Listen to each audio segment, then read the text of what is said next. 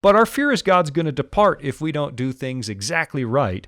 No, God reads the intents of the heart. He's the only one who really can see what's in your heart. And if you're leaning in His direction, He never stops leaning in yours. He'll wait for you. Yeah, He'll wait that's for right. you. And that's the beauty, is that God has patience with us. I think in the Bible, it's some of the, we sort of gloss over it sometimes, but where God calls us His children, and that He is our parent. And when you think of your own children, I mean, you might get frustrated a bit once in a while with them, but I mean, you'll wait for them, you'll help them. No more frustrated than my parents got with me, though. That's I'm starting right. to learn some things. Yeah. It's like, oh, that's why my dad got so mad all those years ago. But it's the same way. We love our family members. We love our kids so much that we want the best for them. You'll almost pick them up and help carry them so they can accomplish what they need to have done. And God says the same about you and me, that we are His children, that He loves us. And in fact, the Bible says He loves us with an everlasting love.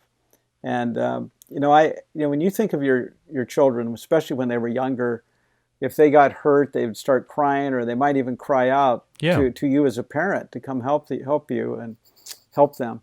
And I find that, and sometimes doing exactly what you told them not to do. That's right. And for myself, when I find myself in difficult times, I actually cry out to God. I mean, verbally, out loud. I mean, many times I've said, God, help me. I need you. And said it just out loud. Or maybe driving by driving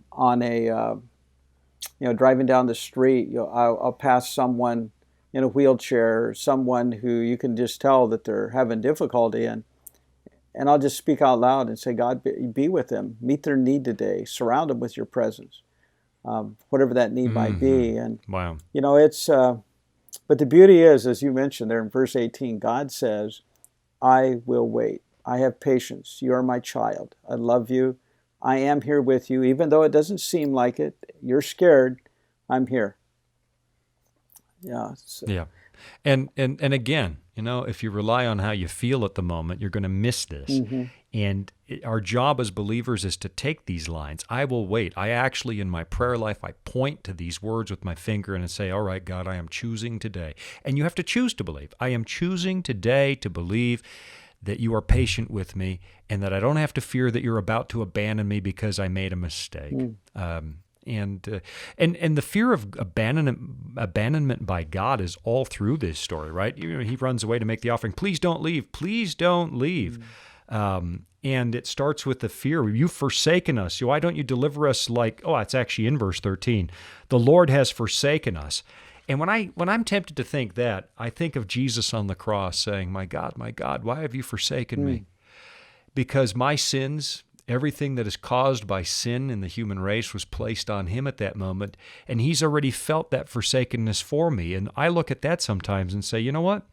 I can let go of that feeling of abandonment because Jesus took that too and nailed it to His cross.